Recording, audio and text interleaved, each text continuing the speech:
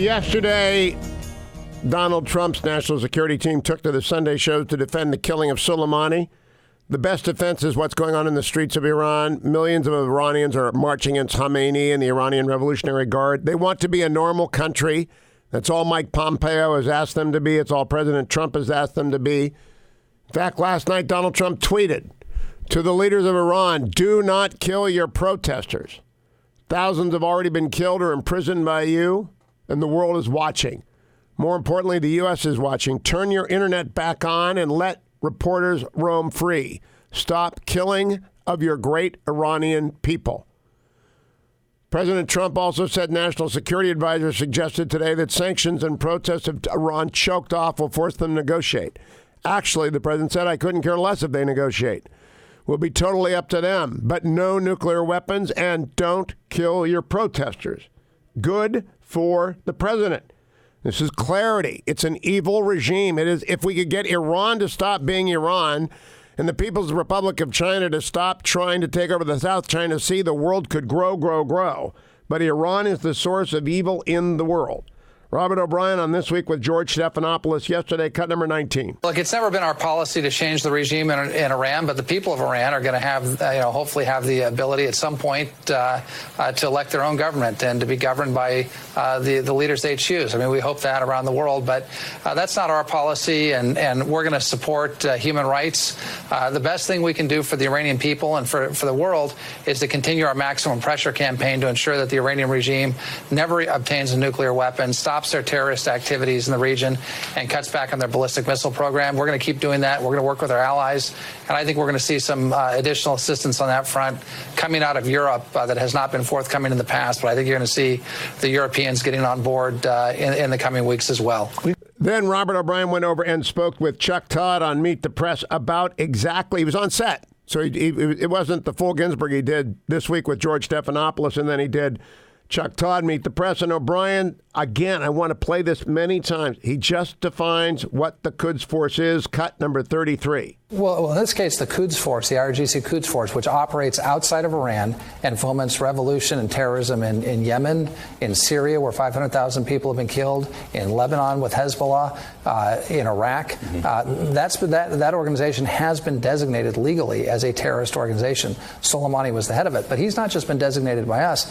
He's under a travel ban from the UN. He shouldn't even have been outside of Iran. I mean, this was someone who was a leader of an organization that was engaged in terror.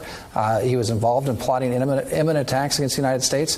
The president made a very difficult decision, but a bold decision to remove him from the battlefield. Let me ask you this. If he had not been designated officially as a terrorist, would he have been targeted on the battlefield? Well, that's a hypothetical, but what I will say, and what the president has said, is if there are folks out there that are planning to kill, maim, and harm Americans, that's a red line for us, and you've got to be very careful. If you're out trying to attack the United States of America, you better be careful.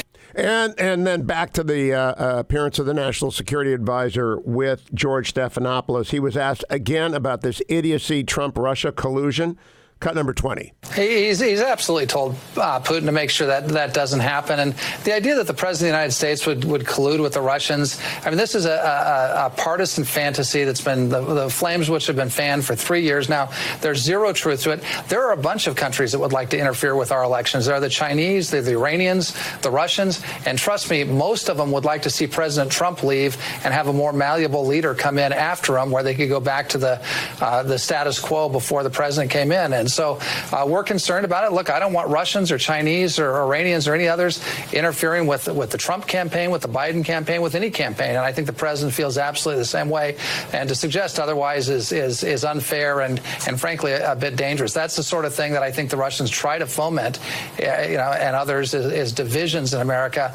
We need to stand together and put that sort of language aside for sure. Meanwhile, the wall is crumbling. John Kerry was on Face the Nation with Margaret Brennan, who asked the tough questions. Why did you send $1.7 billion to terrorists? Cut number 9.